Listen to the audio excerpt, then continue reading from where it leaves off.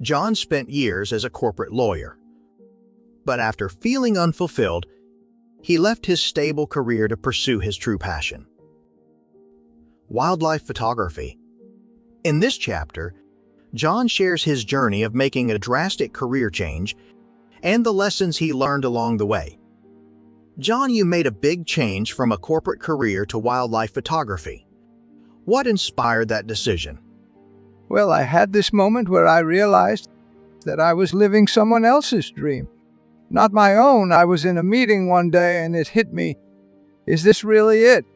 Is this all there is? I had this burning desire to be outdoors, to capture the beauty of nature.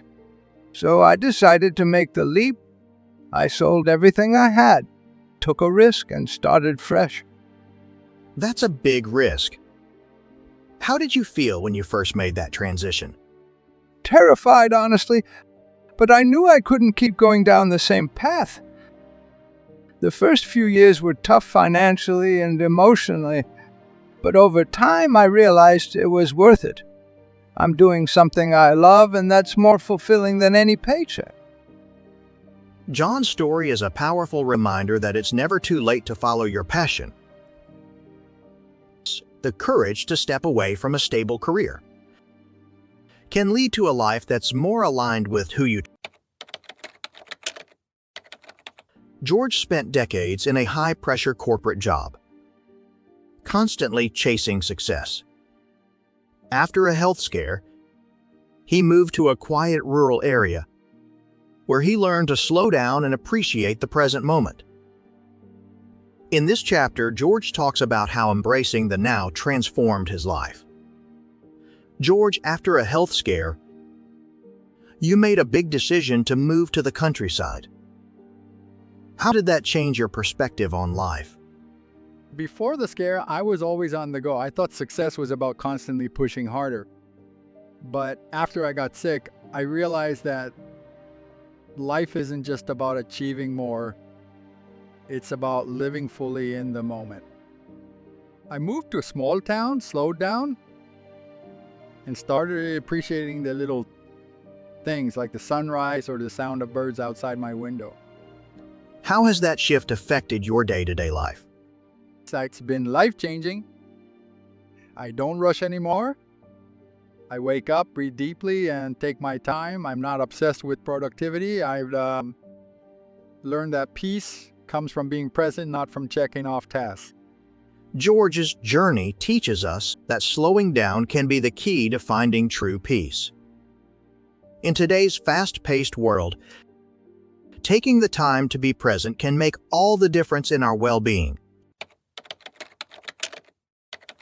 Robert spent most of his life in a bustling city. But after moving to the countryside, he discovered the healing power of nature. In this chapter, Robert shares how spending time outdoors and connecting with his new community has improved. Robert, you made the decision to leave the city for a quieter life in the countryside. How has that impacted you? It was a huge shift. I used to be so disconnected from nature, but now I spend my days hiking, fishing, and just being outdoors. Nature has a way of putting everything into perspective. It's like therapy, but free. I've never felt more at peace. Do you think it's just the nature itself? Or is there something about the community you found here? Both, really. I've also found a strong sense of community here. People look out for each other. I've lived in cities my whole life, and I never felt that kind of connection. Here, there's a shared sense of belonging, and that makes all the difference. Robert's story highlights the profound impact that both nature and community can have on our well-being. Sometimes, the healing we need is found not just in solitude, but in the connections we make with others.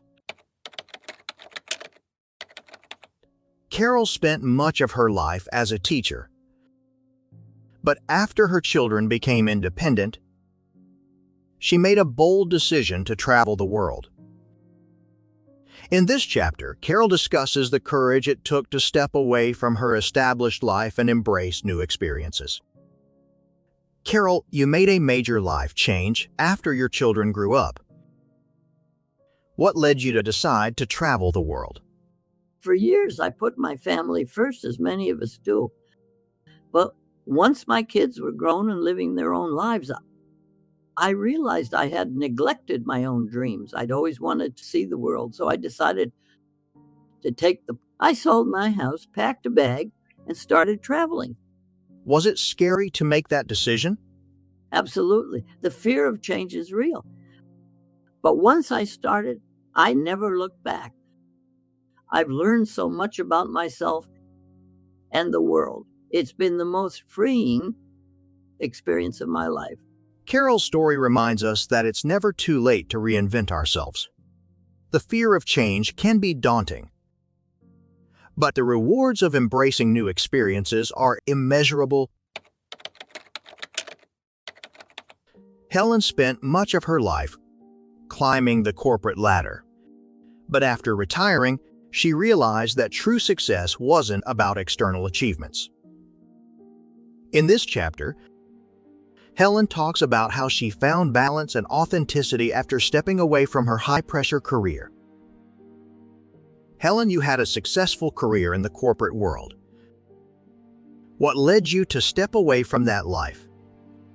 I spent so many years thinking success was about climbing higher and higher, but when I retired, I realized that wasn't what I truly valued. I wanted balance, time for myself, my family, and my health. I stopped chasing titles and started focusing on what truly mattered. How has that shift affected your life? It's been liberating. I now live authentically. I'm not trying to meet anyone else's expectations. I've learned that success isn't about what you achieve outwardly, but about finding peace within yourself. Helen's story emphasizes the importance of living authentically and finding balance in life.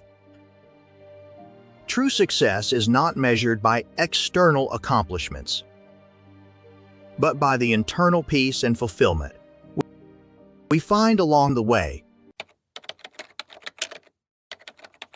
Beautiful evening, isn't it? The sound of the waves is something else. It is. This is my sanctuary. Every evening I come here to walk and just be. I can see why. There's something calming about it. Do you feel like these walks have changed your perspective on life? Oh, absolutely. You know, I spent years in the city caught up in the hustle. Meetings, deadlines, noise, so much noise. I didn't even realize how disconnected I was from everything natural until I started coming here. What made you start? Health scare, actually. Nothing too serious, but enough to make me rethink my priorities. I realized I was spending all my time working and none of it living. I thought back to my childhood. We used to go camping every summer. I remembered how peaceful I felt back then, surrounded by trees and rivers. So I started coming here. It's the closest thing to that feeling. Do you think being in nature offers something the city can't? It's not just something, it's everything. Out here, it's quiet. But not the kind of quiet that's empty. The kind that fills you up. The waves, the wind, the birds. It's like the world is whispering, reminding you what really matters. What's the biggest lesson you've learned from these walks? When you're staring at a sunset, you realize how small your problems really are. Out here, there's no rush. The tides come in and out on their own schedule, and somehow it all works perfectly. It's a reminder to slow down, to stop chasing every little thing, and just let life flow. Do you think this is advice you'd give to your younger self? Without a doubt. I'd tell him to get outside more, to unplug and to listen. Not just to nature, but to himself. The answers you're looking for aren't on a screen or in a paycheck. They're out here, waiting for you to notice them. That's beautiful, Robert. Thank you for sharing. My pleasure. Now, if you'll excuse me, the sun's almost set, and I never miss it. He smiles, nodding toward the horizon,